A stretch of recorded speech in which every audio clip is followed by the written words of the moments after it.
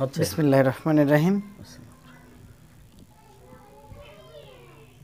ভাই, আপনার কাছে এসেছি আমরা আসলে দুটি কথা জানার জন্য। তো বিষয়টা হচ্ছে আপনার যে মাদ্রাসাটা ইতিপূর্বে যে যতগুলো ভিডিও হয়েছে, এলাকাবাসী শুধু আমার বড়াইগ্রাম উপজেলাতে নয়, আমার উপজেলার বাইরেও অনেকগুলো উপজেলা রয়েছে, সেগুলোতে আমাদের আলোচনা হয়েছে আপনার মাদ্রাসাটা নিয়ে। ইতিপূর্বে আমাদের আরও একটি প্রতিষ্ঠান, যেটা সমাজ কল্যাণ বিভাগ সংগঠন আন্তর্জাতিক মানবাধিকার সংস্থা আশোক ফাউন্ডেশনে, ওখানে অ্যাডলিস্ট করতে চায় আপনার মাদ্রাসাটা। তো আসলে আপনার মূলত এই মাদ্রাসাটা আপনার আগামীতে কি কি পরিকল্পনাটা আছে এই মাদ্রাসাটা নিয়ে, আপনার কেমন কি পরিকল্পনাটা মানে মন থেকে আপনার প্ল্যানে তৈরি করতে চাচ্ছেন, যে মাদ্রাসাটা কতদূর পর্যন্ত আগায় নিয়ে যাবেন এবং কোন কোন বিষয়ের উপরে আগায় নিয়ে যাবেন, একটু যদি বলতেন আমাদেরকে কষ্ট করে। ইনশাআল্লাহ। আসসালামু আলাইকুম রহমতুল্লাহি ওয়া বারাকাতুহু। আমি মোহাম্মদ এনামুল হক, মাদ্রাসার প্রতিষ্ঠাতা। এতিমখানা মাদ্রাসা, পার্কুল নূরে মদিনা হাফিজে এতিমখানা মাদ্রাসা। এই মাদ্রাসাতে এই এলাকাবাসীর আমার একটা চিন্তাভাবনা যে এই এলাকাতে একটা মাদ্রাসা হলে দিনের কাজ, দিন শেখার জন্য এই প্রতিষ্ঠানটা আমার করা। তো এই প্রতিষ্ঠানের ছেলে মেয়ে যারা পড়ে, এদের কাছ থেকে আমরা তো আর্থিকভাবে কিছুই কারো কাছ থেকে লওয়া হয় না। এই জায়গায় হুজুর থাকে, হুজুরের বেতন আদি খাওয়া দাওয়ার বিষয় একটু কষ্টই হয়। এই জায়গাতে অনেক সালপাল পড়বে, লেখাপড়া করবে, এলাকা জানবে, সার্বিক সহযোগিতা এলাকাবাসীও করে। তো এই জায়গাতে একটা গর্ত আছে মাদ্রাসার সামনে।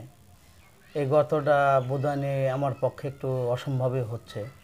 অনেকগুলো মাটি ফেলানি হয়েছে, অনেকগুলো টাকার, মোটামুটি ৯৭,০০০ টাকার মাটি ফেলানি হয়েছে এই গর্ততে। একটা হাউস করতেছি, এই হাউসের মোটামুটি ৭,০০০-এর মতো ইট লেগেছে, উপরে এখনও ঢালাই করা হয়নি। অনেকগুলো কাজ আছে এই জায়গাতে। আমার চিন্তা ভাবনা যে দরিদ্র মানুষের সালপাল এই জায়গা পড়বে বিনা খরচে, মাশাআল্লাহ, বিনা খরচে পড়বে, এলাকাবাসী সার্বিক সহযোগিতা করবে।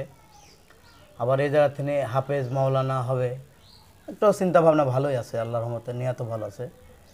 তো এটা করতে তো অনেক ব্যয় হচ্ছে, ব্যয়বহুল, অনেক ব্যয় হচ্ছে। যে কাজটা ধরেছে। এলাকাবাসীও সার্বিক সহযোগিতা করে।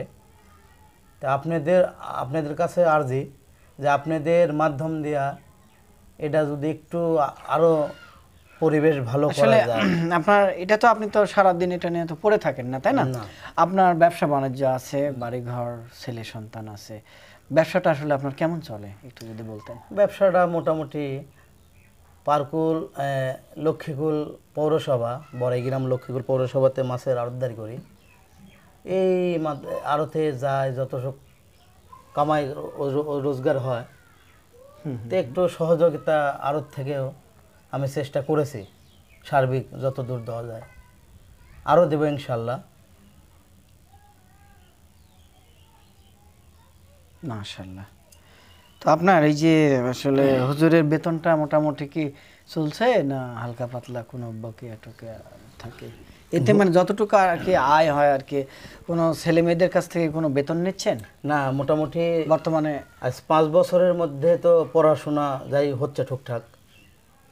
তো এদের এই 5 বছরের মধ্যে তো আমার কোনো সালপালের গার্জিয়ান থেকে, কোনো সালপালের থেকে কোনো বেতনাদি দেওয়া হয়নি।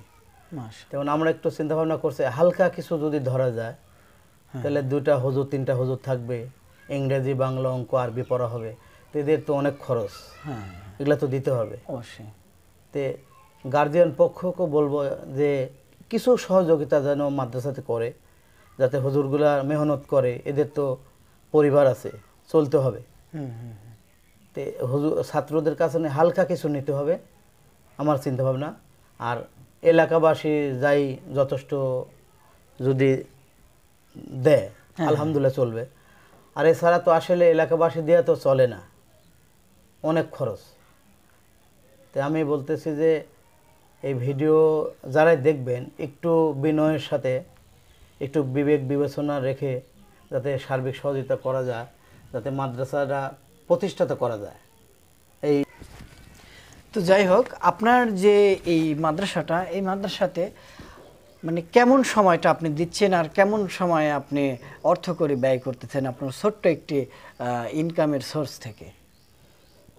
বিষয় হলো, আমার বাড়ির মোটামুটি 6.5 শতক জমি ছিল। মাশাআল্লাহ।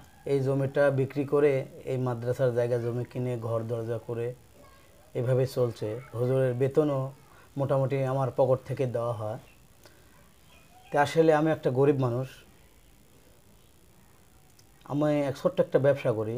এই ব্যবসাতে যায় রোজি রোজগার হয়, কিছু আমার আর্থিক সংসারের কাজে লেগে বা আর এছাড়া আর কিছু অর্থ মাদ্রাসার পিছনে ব্যয় করে এই প্রতিষ্ঠানটা করতেছি।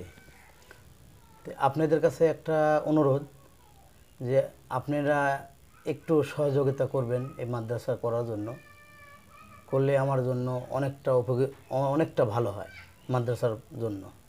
তা আপনাদের কাছে এই দাবি করতেছি, এই পাগার মাদ্রাসার সামনে পাগার আছে, ভরাট করতে হবে, বহু টাকা লাগবে। তা আপনারা যদি একটু দয়া করে মহব্বত করে যদি মাদ্রাসাতে একটু দান করেন ভালো হবে ইনশাল্লাহ। মাশাআল্লাহ। এতে ছাত্রছাত্রীদের বাইরে থেকে কোনো ছাত্রছাত্রী যাবত ভর্তি করাইছে? হ্যাঁ, বাইরের থেকে ছাত্র ভর্তি করব। দূরের ছাত্র যারা আসবে, ইতিম যারা আসবে, এদের কোনো খরচ লওয়া হবে না, এই প্রতিষ্ঠান থেকেই বহন করা হবে। এই দাবি আপনাদের কাছে যে আপনি একটু সহযোগিতা করবেন। মাশাআল্লাহ। তো যাই হোক, আপনার বিকাশ নাম্বারটা ইনশাআল্লাহ দেবেন নাকি? ইনশাল্লাহ বিকাশ নাম্বার দিয়ে দিব। মাশাআল্লাহ। তো যাই হোক, আপনাদের ভিডিওতে বিকাশ নাম্বারটা দেওয়া হবে আপনার। ইনশাআল্লাহ যদি কেউ চান তাহলে বিকাশ নাম্বারে দিতে পারেন ইনশাল্লাহ। আর যদি হাতে হাতে দিতে চান, মাদ্রাসাতে এসে আসে, মহতামিম এসেও দিতে পারেন, অথবা আমাদের কাছে ফোন করে দেবেন। ফোন করলে আমরা ইনশাআল্লাহ আপনার কাছে গিয়ে আপনার ছেলে দেখাটা, যদি ছেলে পান, মেয়ে পান, এতিম, বালক বালিকা যেটাই পান আমাদেরকে বলবেন, আমরা নিয়ে আসবো। এবং আপনারা যদি সহযোগিতাও করতে চান, আপনারা আমাদেরকে ফোন করলে আমরা সেখানে গিয়ে নিয়ে আসবো ইনশাল্লাহ। তো ইনশাআল্লাহ আপনাকে অসংখ্য ধন্যবাদ ভাই। আপনি সুস্থতা দীর্ঘায়ু কামনা করি, আপনি এই মাদ্রাসার পিছনে লেগে থাকেন। আর যারা আমাদের ভিডিওটা দেখবেন, অবশ্যই আমার ভাইকে একটু মন থেকে ভালোবাসবেন, মাদ্রাসার দিকে একটু খেয়াল রাখবেন। সকলে মাদ্রাসাতে কিছু দেওয়ার চেষ্টা করবেন, কিছু দিতে না পারলে অন্তত দোয়াটা করবেন ইনশাআল্লাহ। তো এই বলে শেষ করছি। সকলে ভালো থাকবেন, সুস্থ থাকবেন। আল্লাহ হাফিজ।